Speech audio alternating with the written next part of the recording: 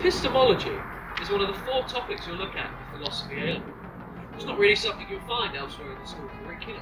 It's concerned with how we define knowledge and whether we can really know anything at all. Science can only really tell you so much. If you want to get to the heart of knowledge, that's epistemology. In Manuel Camp was a real pissant who was very rarely stable. Heidegger was a boozy beggar who could think you under the table. David Hume could out-consume Wilhelm Friedrich Hegel. And Wittgenstein was a beery swine who was just a schloss to Schlegel.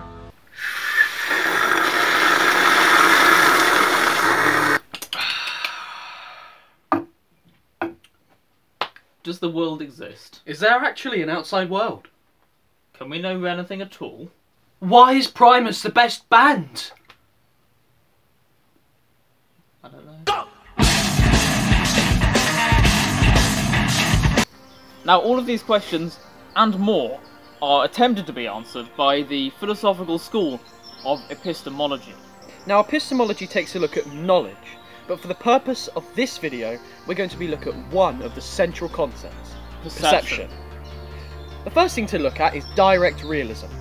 Direct realism claims that the outside world really is just as it is. So when you look at a stick, or a copy of the 2nd edition undergraduate anthology of Western philosophy edited by John Pottingham, there really is just a stick. or a copy of the 2nd edition undergraduate anthology of Western philosophy edited by John Pottingham. Now, supporters of direct realism would argue that the real world is just there. We can see it, we can interact with it, we can touch it, and we can eat it. The eminent Dr. Johnson, a man of many things, once was approached with the question, or the statement, the external world does not exist. His response went something along these lines. I refute it thus.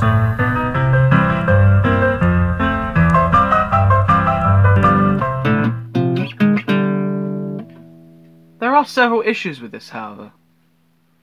What about hallucinations?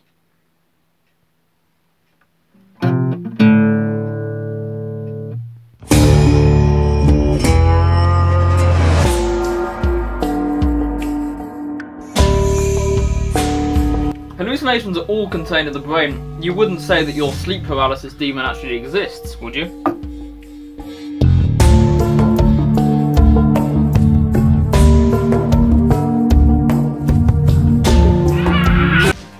That is just one of the many arguments against direct realism. On top of being generally considered by most philosophers to be a little naive, maybe?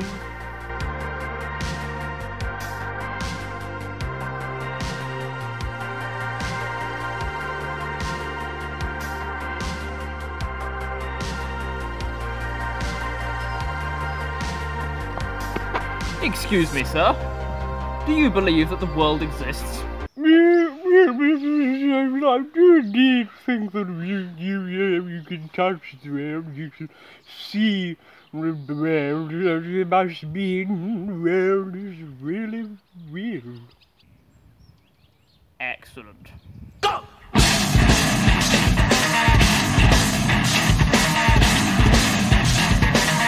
Along came this easygoing party animal, John Locke, and he comes up with a brilliant new idea called indirect realism. He said that we do perceive some of the world as it is, but there are parts that our brain just makes up. The former are primary qualities. These are things that are in the world, objective properties of objects, like size and shape and mass. And the latter are secondary qualities. These are ones that are subjective properties. Stuff we bring to the table, like colour, smell and taste. This would explain how some people are colourblind and see different colours, because it's all in your head. But this theory is far from perfect as well. For one, John Locke constantly changes the list of primary and secondary qualities and never settled on a single one, which, as far as trying to come up with a strong new theory, isn't the best of ideas. But what if we're all just brains in a vat?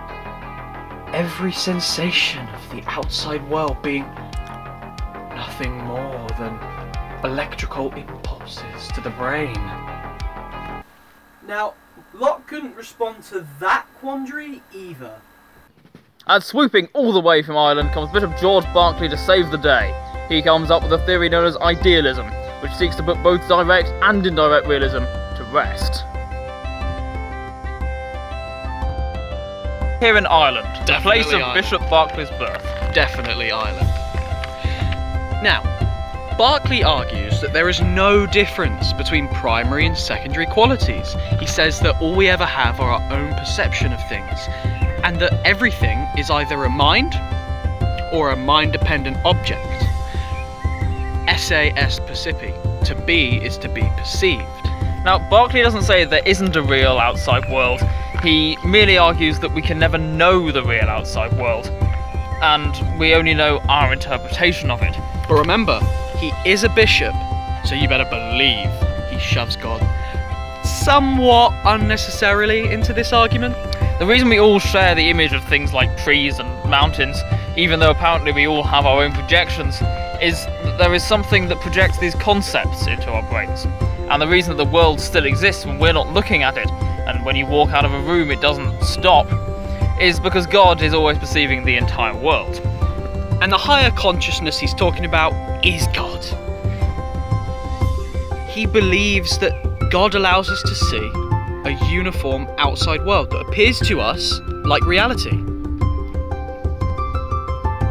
The beginning of this argument, The bit about only knowing your brain's interpretation of things? that bit is backed by modern psychology, but there are still obvious problems with this argument. So what have we learnt?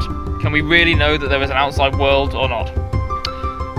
Well, philosophically, maybe not.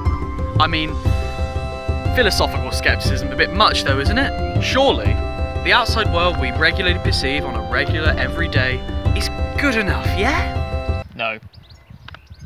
Oh. Was fond of his dram, and rainy day carp was a drunken fart. I drink, therefore I am. Yes, Socrates himself is particularly missed. A lovely little thinker, but a bugger when he's pissed.